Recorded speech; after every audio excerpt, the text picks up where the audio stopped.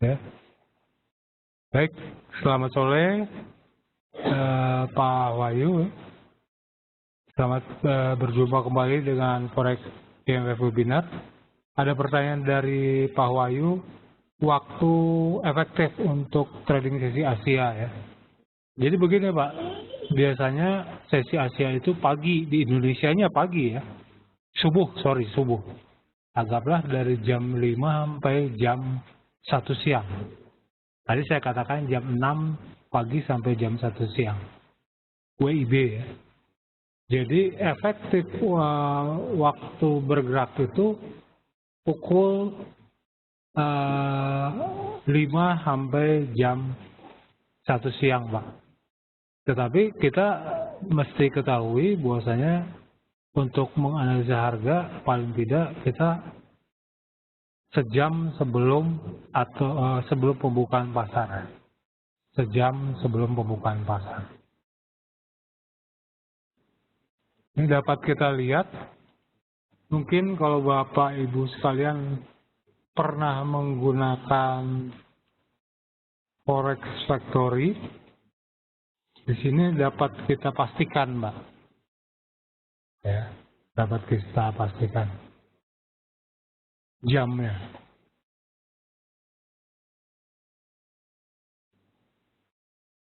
Nah, ini jam 3.43, oke, sama. Nah, ini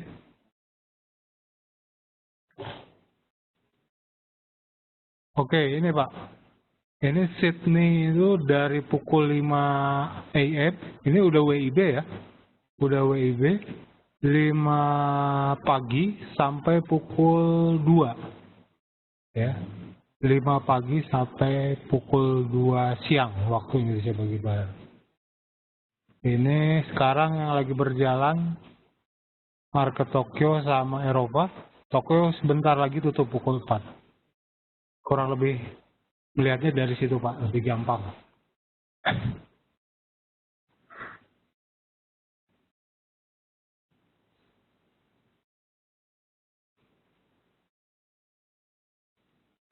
Baik, kita lanjut.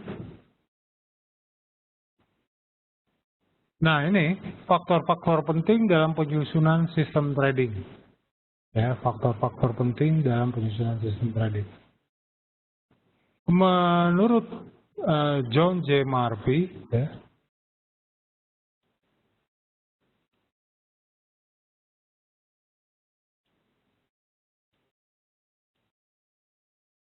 John J. Murphy ini adalah seorang pakar analisa teknikal.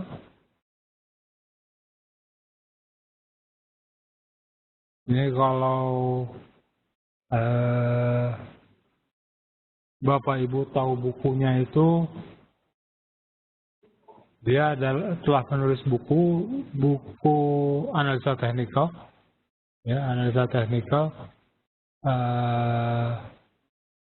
dan buku tersebut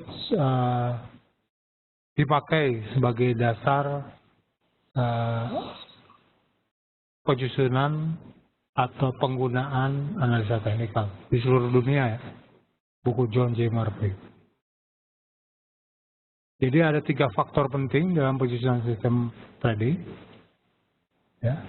Jadi bagaimana cara menganalisa harga tersebut, memforecast harga tersebut. Ya. Yang kedua, trading taktiknya atau timing yang tepatnya bagaimana. Yang berikutnya money management. Ya, jadi 3 faktor dasar ini yang akan kita bahas, ya, yang akan kita bahas pada sore hari ini. Analisa harga, trading taktik, timingnya, dan money management. Ya. Itu John J. Murphy. Ini John J. Murphy juga adalah seorang trader, bukan hanya seorang penulis buku, tapi seorang trader yang sudah veteran, dan saya kira pengalamannya dalam bertransaksi atau menganalisa teknikal itu dapat dipakai kepada kita, oleh kita sebagai acuan dasar untuk menganalisa teknikal. Nah, ini yang pertama, price forecasting. Price forecasting adalah langkah pertama yang juga merupakan poin krusial dalam pembuatan sistem trading untuk menghasilkan keputusan entry market. Nomor satu, price forecasting, langkah pertama, krusial ya, untuk menghasilkan keputusan untuk entry market. Nah, dalam analisa pergerakan harga pada dasarnya ada dua buah cara. Analisa teknikal, yaitu analisa berdasarkan pergerakan harga yang sudah terjadi untuk dijadikan perujukan dalam menentukan level-level yang dianggap penting dalam melakukan entry posisi. Dan analisa fundamental, analisa yang menitik beratkan analisa berdasarkan berita, rumors, atau kondisi perekonomian suatu negara. Ya, memang ini modal kita, ya, analisa teknikal, analisa fundamental. Mana yang terbaik, teknikal atau fundamental, atau mungkin gabungan dua-duanya? Ya, itu sering ditanyakan. Itu sering ditanyakan oleh para trader. Mana yang terbaik? Nanti kita bahas. Analisa mana yang terbaik. Jadi yang perlu diperhatikan dalam melakukan analisa, perhatikan tren. Ya, perhatikan tren. Jadi kalau kita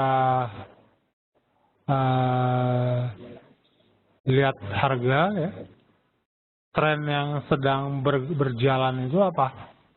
Ya. Tren yang sedang dilakukan pada saat ini apa? Kalau kita perhatikan sekarang dolar menguasai pasar. Kalau udah tren, artinya beli dolar. Jadi kalau kita bertransaksi GBP USD, berarti sell GBP, buy dolar. Ya. Terus kita tentukan level support dan resistance. Ini untuk price forecasting. Ya. Support dan resistance. Nah, ini ada contohnya. Ya. Nah, ini pergerakan perak, ya. Perak SAG USD. Garis hijau itu menandakan garis trend. Garis hijau. Ya. Tadi saya katakan bedakan antara tren dan koreksi. Nah, koreksi itu ketika harga jatuh ke bawah, dia akan melakukan koreksi atau rebound untuk bergerak ke atas. Biasanya harga itu akan menyentuh garis tren.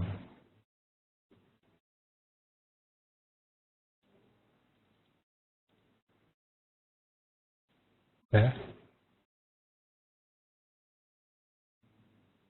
Terus tentukan level support dan resistance. Level support tadi sudah kita bahas adalah level atau harga paling rendah dalam suatu pergerakan harga. Resistance sebaliknya adalah harga paling tinggi dalam satu pergerakan harga. Yang berikutnya, perhatikan indikator teknikal. Koreksi MF menggunakan indikator standar yang terlihat pada layar monitor Bapak Ibu sekalian ialah indikator stokastik dengan CCI. Itu pun dengan settingan default standar, ya.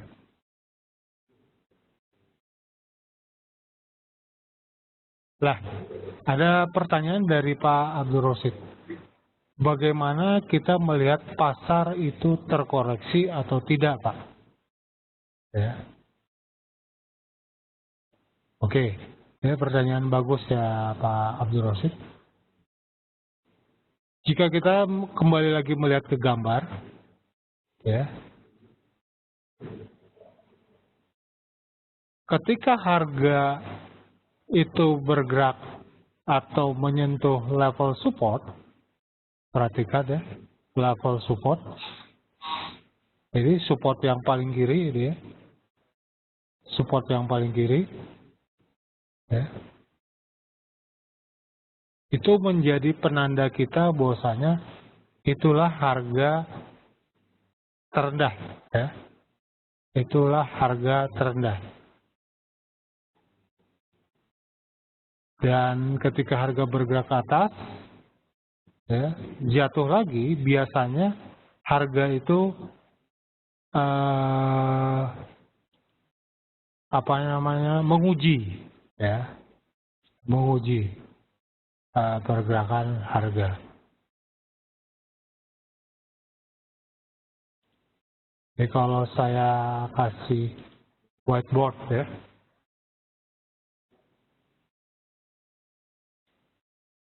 anggaplah ini harga X, coba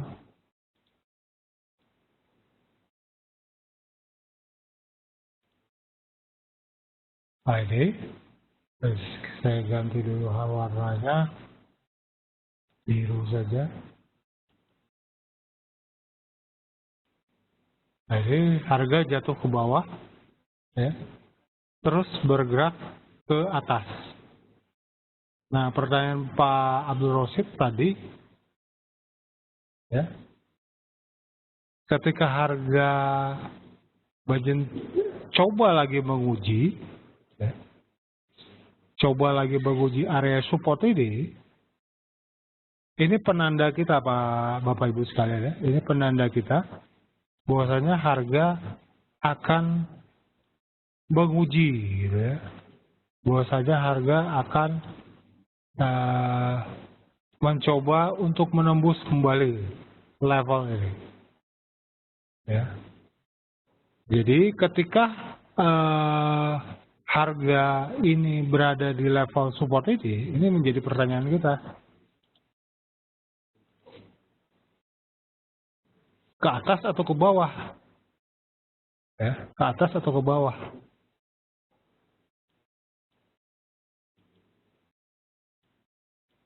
Ya. Ke atas atau ke bawah? Atau menembus support atau kembali lagi bergerak ke atas? Nah, perhatikan indikator teknikal Pak Abdul Rosid. Ya. Perhatikan indikator teknikal di area ini. Ya. Ditambah satu lagi, level support ini jadi penanda. Jadi kalau seumpamanya harga, ya, di sini kita mengetahui ada support, jadi kita tahu ada support, ya. Di sini nanti harga mencoba menguji, maka perhatikan indikator teknikal ketika harga berada di area ini.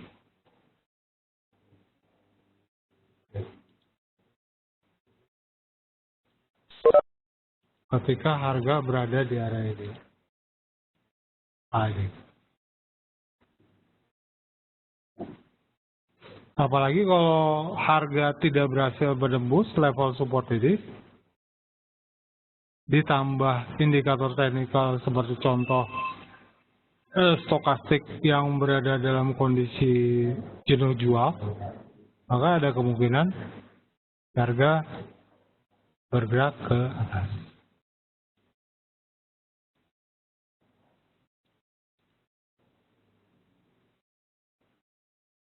Jadi satu, lihat ini, lihat harga sebelumnya. Aduh.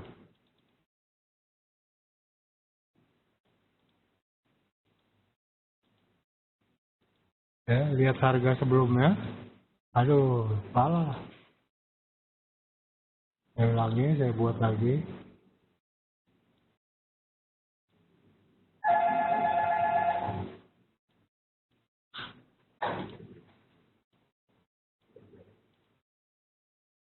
Ya, lihat harga sebelumnya. Ini menjadi penanda kita, berarti di area ini ada kemungkinan satu pergerakan harga. Dia bisa ke atas atau ke bawah. Yang berikutnya baru kita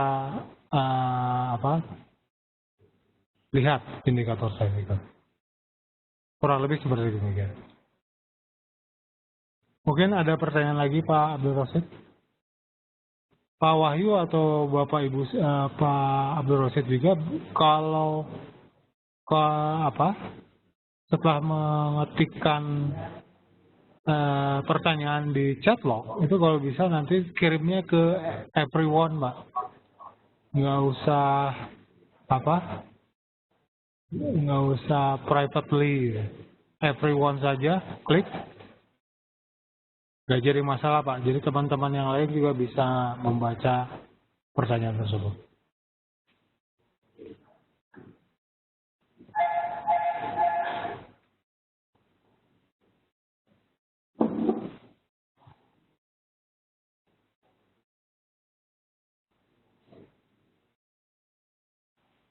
Nah, kurang lebih seperti itu ya. Jadi kebaca semua. Oke, jelas ya Pak Abdul Rosid ya, mengenai bagaimana kita mengetahui harga itu terkoreksi atau tidak.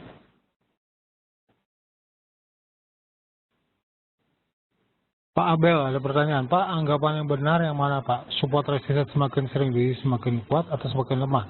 Semakin kuat Pak. Semakin sering diuji semakin kuat biasanya.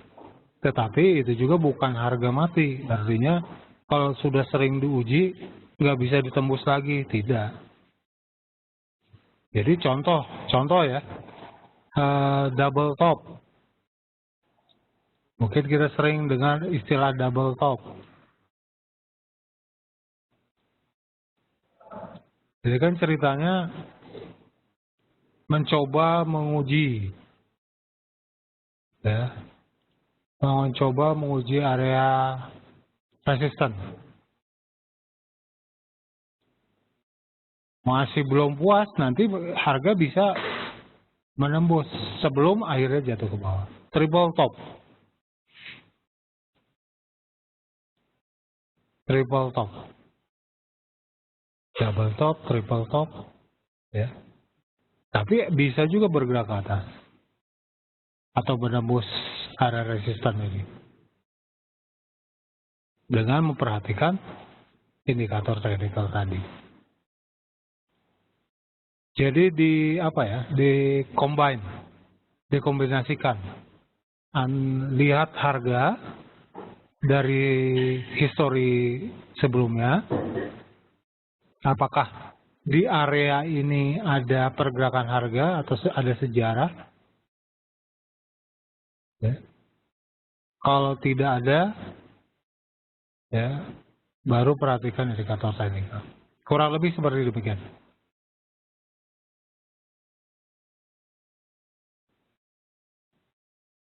Baik, Pak Adi Winaryanto.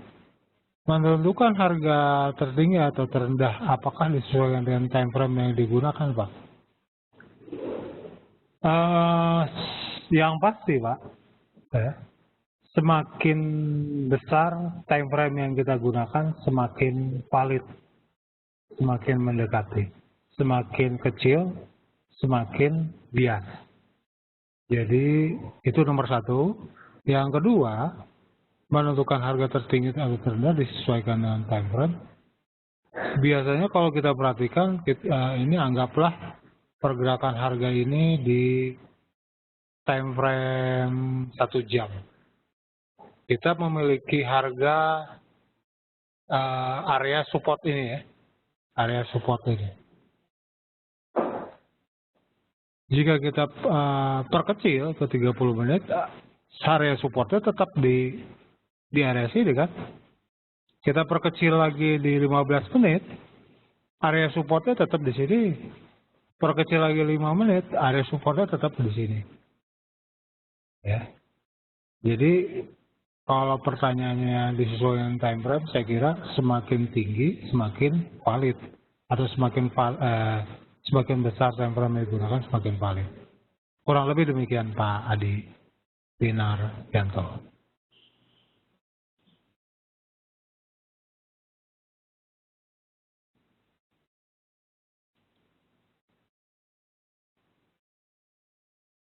Baik, kita lanjut saja.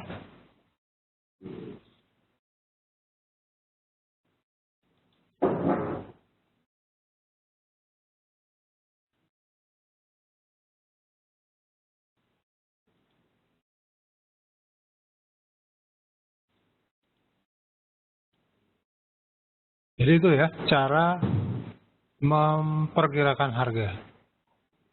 Cara memperkirakan harga. Jadi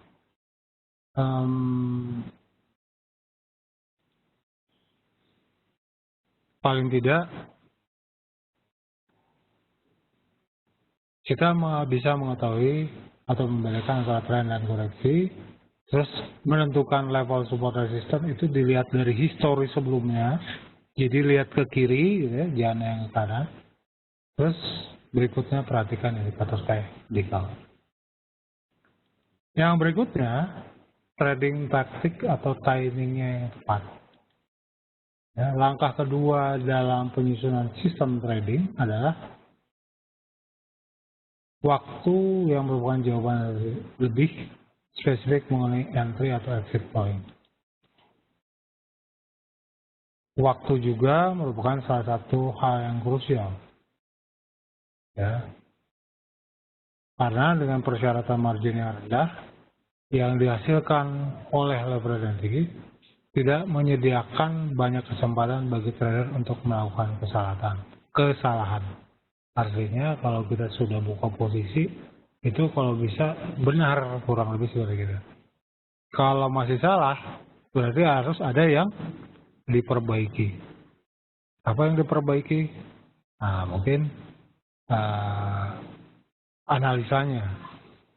Ya, analisa untuk buka posisi buy atau sell.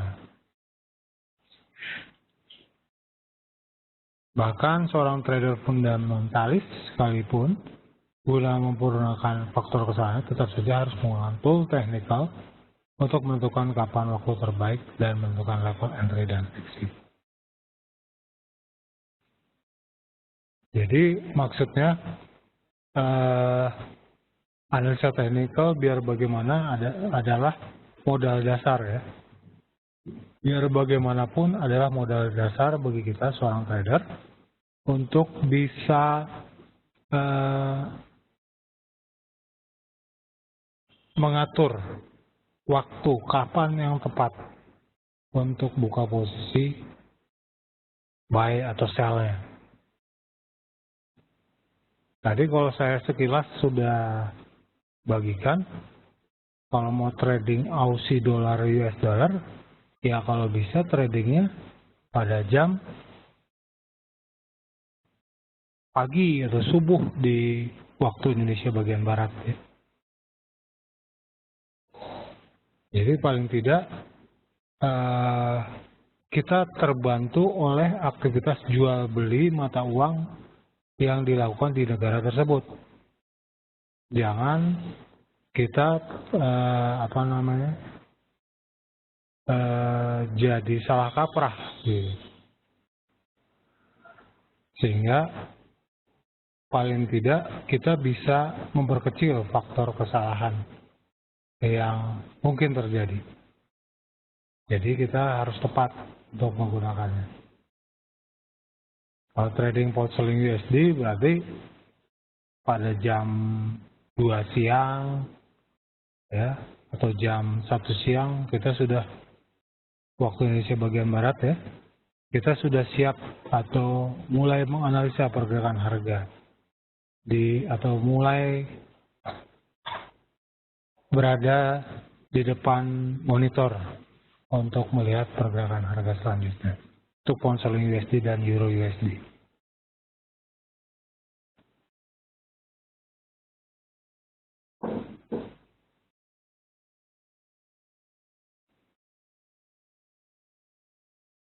Ya, tadi tentukan waktunya yang tepat. Yang pertama, saya ulangi lagi, cara memperkirakan pergerakan harga, trend, support resistance, analisa teknik, indikator teknikal. Itu satu, yang pertama. Yang kedua, kapan waktu yang tepat? Ya, waktu yang tepat. Artinya ketika udah buka posisi, kalau bisa jangan salah. Salah apa? Salah kaprah. Artinya tuh ketika udah buka posisi, kok harga tidak bergerak-gerak gitu ya. Tidak bergerak itu karena tidak ada aktivitas jual beli pada jam tersebut, kurang lebih begitu, atau sedikit yang melakukan aktivitas jual beli mata uang pada jam tersebut.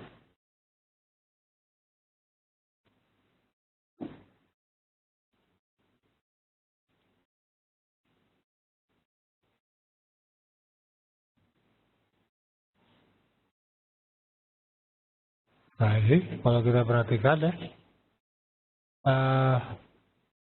timing yang tepat. Jadi kalau pada gambar yang Bapak Ibu bisa lihat di monitor, ya, setelah itu ada selling area, ya, selling area. Jadi kalau kita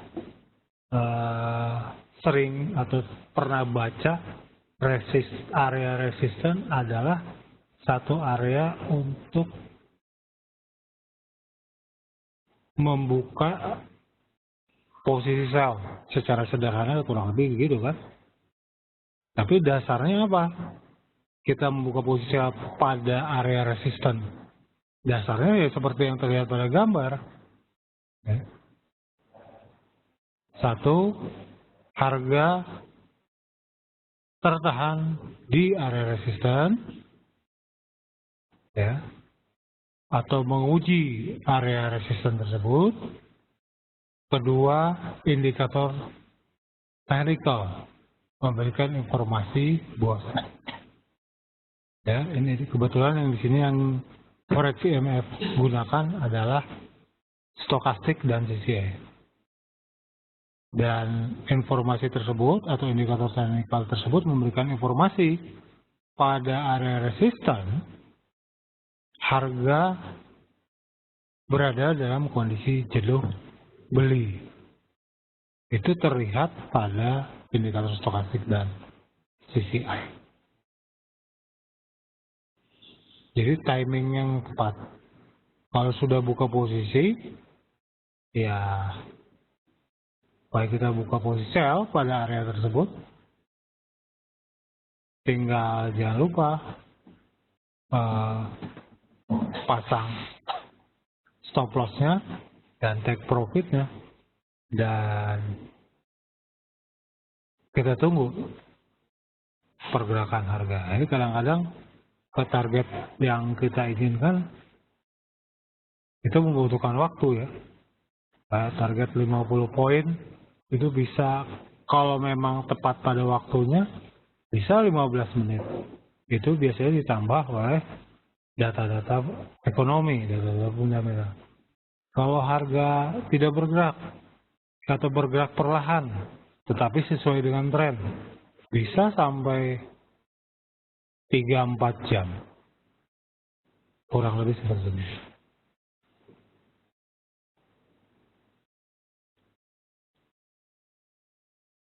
Baik, ada pertanyaan dari Bu Tata ya. Pak mau tanya bagaimana kalau trennya sideways, apa yang sebaiknya dilakukan? Kalau trennya sideways, ya kita langsung melihat secara umum ya, kita melihat tren sebenarnya. Jadi kalau sideways itu, apalagi sideways berkepanjangan ya, saya masuk ke whiteboard lagi.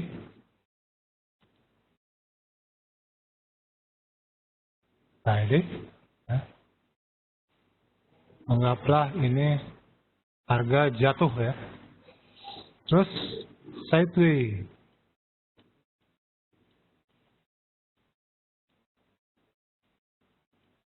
Sideway-nya mungkin sideway berat gitu. Terus aja begini. 3 hari atau 4 hari gitu. Apa yang dilakukan? Seperti biasa. Tadi forecasting price. 1. Ya. Terus cari support dan resistance. 2. Dan lihat indikator teknikal. Nah, secara teori tadi seperti saya katakan, kalau resistance itu tempat untuk membuka posisi sell. Secara teori juga support adalah tempat untuk membuka posisi buy. Ya, posisi buy.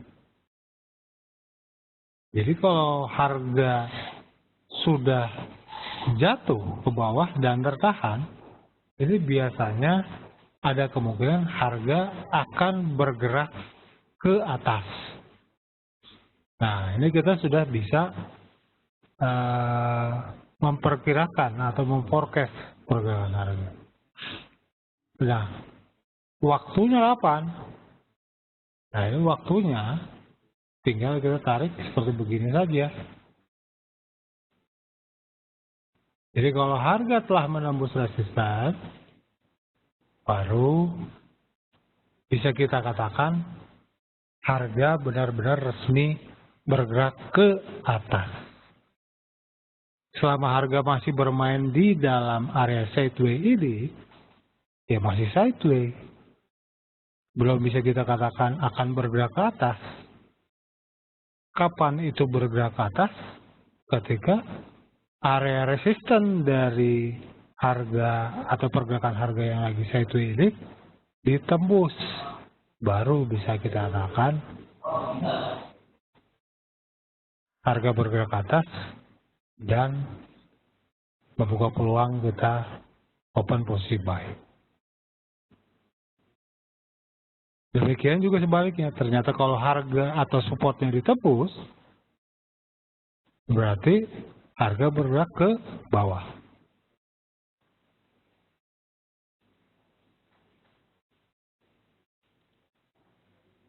Jadi kurang lebih seperti demikian, Bu Tata. Ya.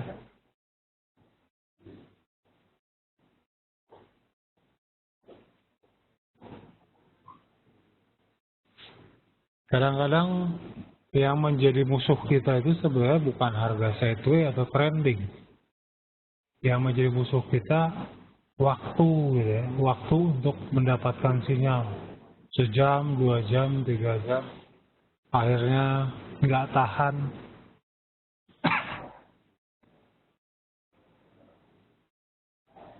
Akhirnya open posisi dengan terpaksa. Bukan karena benar-benar sinyalnya matang. Hari ini nggak buka posisi, kagok, atau hari ini nggak ada transaksi, seperti kurang apa ya, kurang bergairah, dipaksakan harus buka posisi, kurang lebih seperti itu. Itu musuh kita ya, waktu.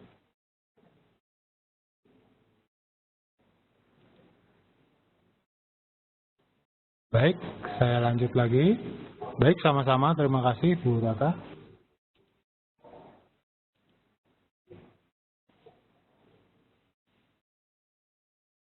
Nah, ini trading taktik or timingnya yang tadi ya.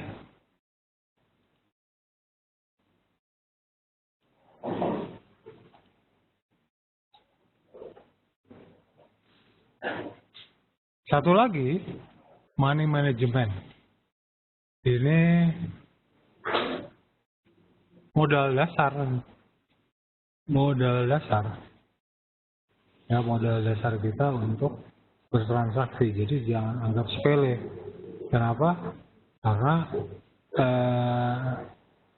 ini nasihat ini atau arahan ini dibagikan atau diberikan oleh para veteran atau para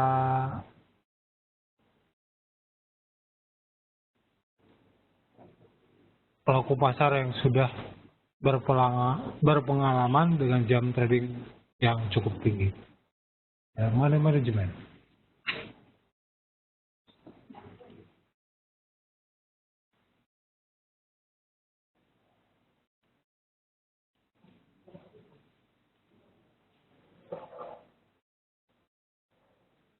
Jadi kalau kita baca, orang atau trader yang menggunakan money management adalah yang menjalankan bisnisnya atau trading forex itu dengan bisnis kelas warung atau bisnis profesional.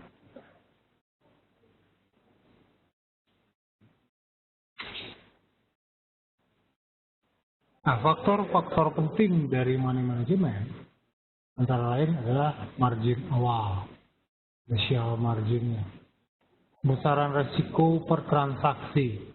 Jadi kalau terkena resiko, berapa stop loss-nya?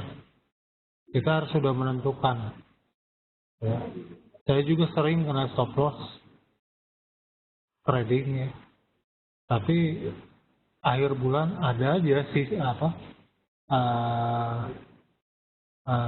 profitnya. Jadi kalau bisa probabilitas antara profit dengan stop loss ya harus lebih besar dari probabilitas profitnya ya. Jadi Bapak Ibu sekalian jangan takut sama stop loss. Ya. Saya juga sering kena stop loss. Tapi akhir bulan adalah gitu ya, dapat lebihnya. Yang berikutnya maksimum drawdown, risiko maksimum. Ya, berapa sih? Jadi kalau saya transaksikan, saya bagikan tadi risiko maksimum. Jadi uangnya kita punya modal anggaplah 100 juta. Saya punya risiko dari 100 juta itu berapa? 30%, 40%? Anggaplah 40%. Nah, itu 40% itu dari 100 juta berarti 400 poin. Ya, 400 poin. Jadi 400 poin. Nah, itu kan nggak mungkin kita transaksikan dalam satu trading saja. Kita bagi-bagi 400 poin itu dengan berapa transaksi? Anggaplah dengan 10 transaksi. Jadi 400 bagi 40, 10 kali transaksi. Artinya kita bisa mengalokasikan besaran risiko per transaksi adalah 40 poin. Masa dalam 10 kali transaksi kita kena loss terus? Ya. Pasti ada profitnya. Dan jangan lupa besaran risiko itu jika risiko 40 poin, maka target keuntungannya harus di atas 40. Mungkin bisa 50, mungkin bisa 60, atau minimal 1:1.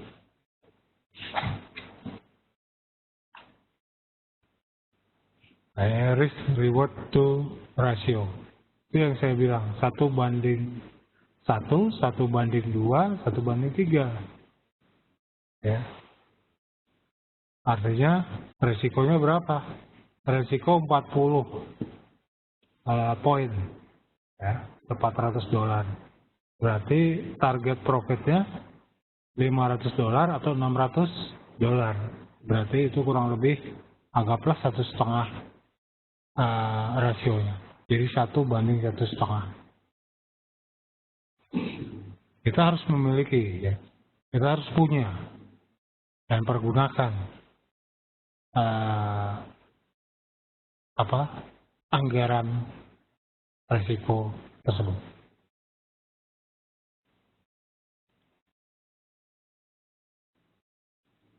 Baik, sebagai kesimpulan, beberapa faktor yang tadi kita pelajari merupakan jawaban dari pertanyaan yang biasa muncul pada saat kita hendak melakukan open posisi.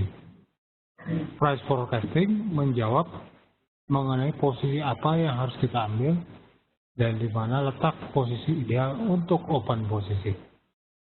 Jadi, tadi saya katakan 3 hal untuk membangun sistem trading. Price forecasting nomor 1. Kedua, timing.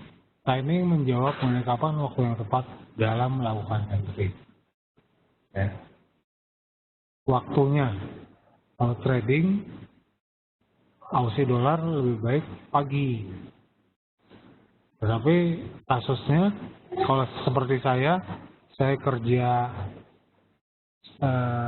atau Bapak Ibu ada yang bekerja, ya, office hour jam 9 sampai jam 5 sore, berarti sangat tidak disarankan untuk trading Aussie dolar karena mengganggu aktivitas pekerjaan.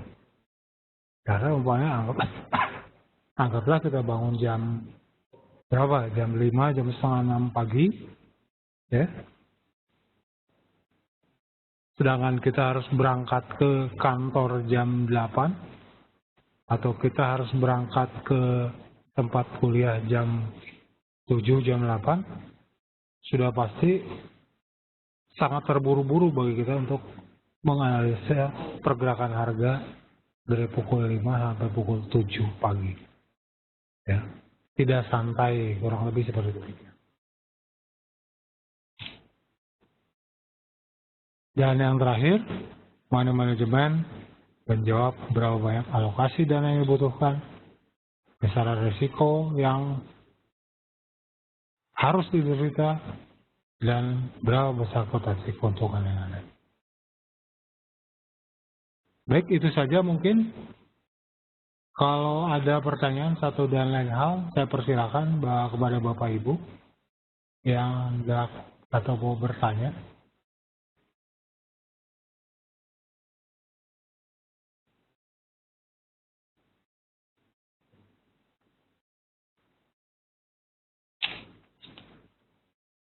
Baik, 5 menit sebelum webinar diakhiri, sambil menunggu pertanyaan.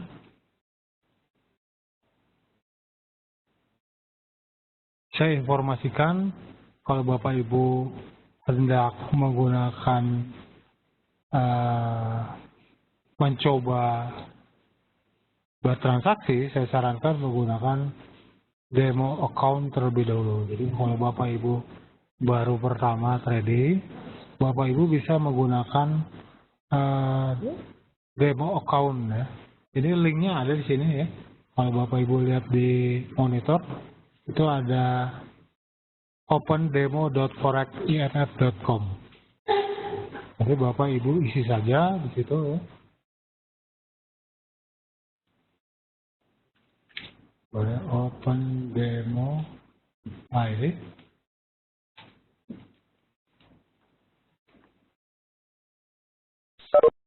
Nah, nanti isi nama lengkap, email, nomor handphone, pilih uang virtualnya, ya. Terus isi kode-kode yang lain. Dan jangan lupa emailnya itu harus email yang benar atau yang sering digunakan, karena nanti ada email balasan setelah Bapak Ibu mengisi akun demo tersebut.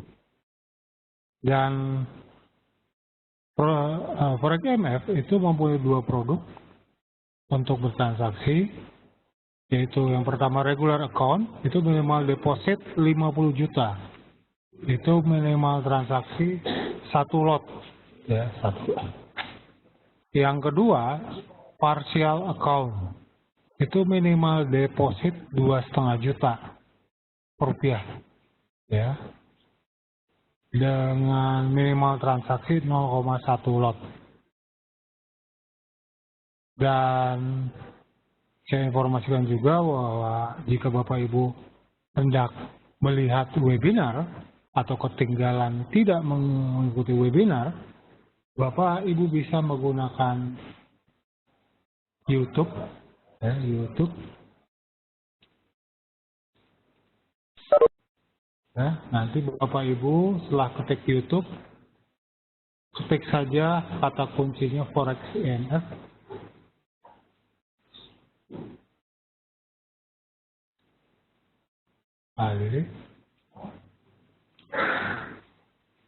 Nah, ini adalah webinar-webinar yang kami selenggarakan dari awal sampai akhir. Artinya Bapak Ibu bisa belajar sendiri webinar melalui YouTube. Ya, jadi webinar ini kami upload, kami berikan kepada Bapak Ibu. Dan webinar berikutnya saya informasikan